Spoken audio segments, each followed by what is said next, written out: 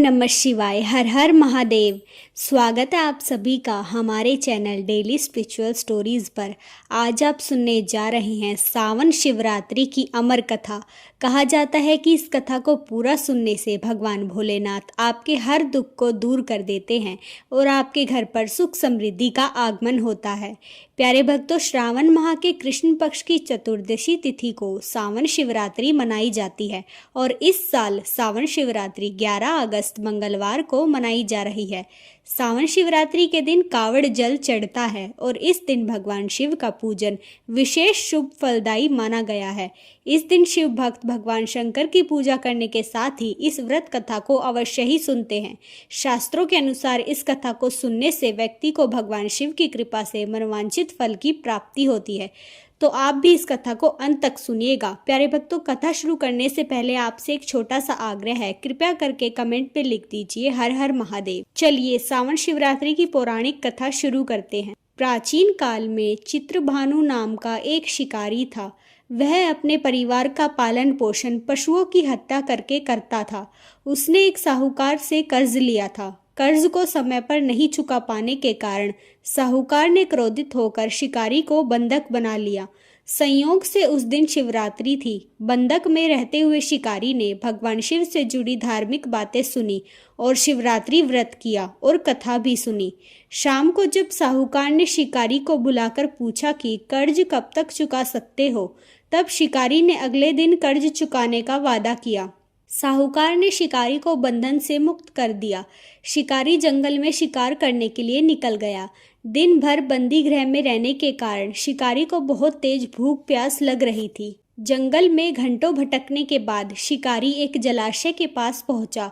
पानी पीकर वह एक पेड़ पर चढ़कर शिकार का इंतजार करने लगा।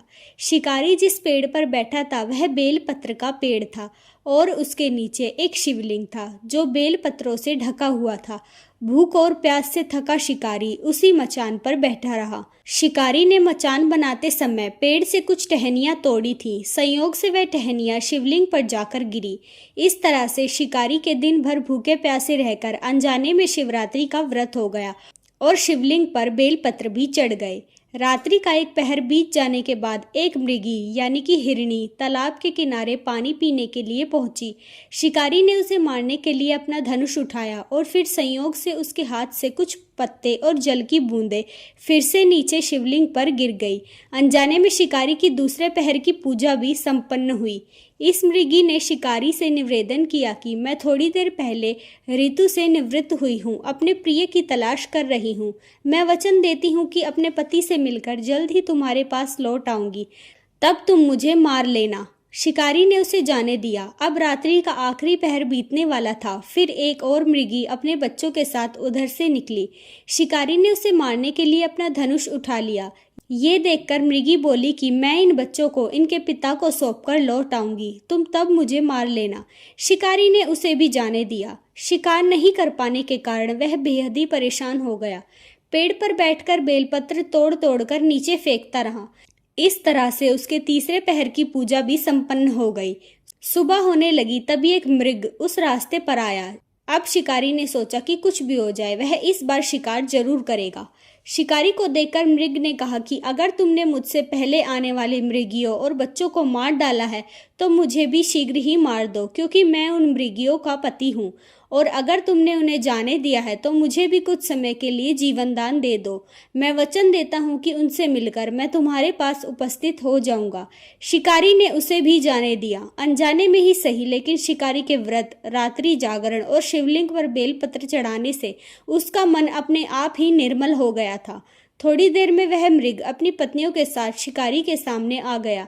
जंगली पशुओं की सत्यता और प्रेम भावना को देखकर शिकारी के अंदर ही अंदर ग्लानि महसूस हो रही थी। उसकी आंखों से आंसू निकल पड़े। उसने मृग परिवार को जाने दिया और जीवन में कभी भी हिंसा नहीं करने का फैसला लिया। शिकारी के भाव और पूजन से भगवान शिव प्रसन्न हुए और उसे सुख समृद्धि का आशीर्वाद प्रदान किया। साथ में उसे गुह नाम प्रदान किया। कहा जाता है कि वह यही गुह था जिसके साथ भगवान श्री राम ने मित्रता की थी।